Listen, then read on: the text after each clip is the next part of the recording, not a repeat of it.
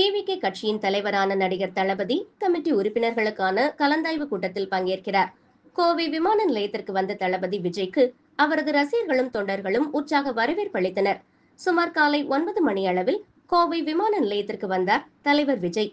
இன்று கோவையில் நடக்கும் உறுப்பினர்கள் கலந்தாய்வு கூட்டத்தில் கோவை, நீலகிரி, திருப்பூர், ஈரோடு, சேலம், கரூர், நாமக்கல் ஆகிய 7 மாவட்டங்களிலிருந்து நிர்வாகிகள் கோவையில் கூடியுள்ளனர்.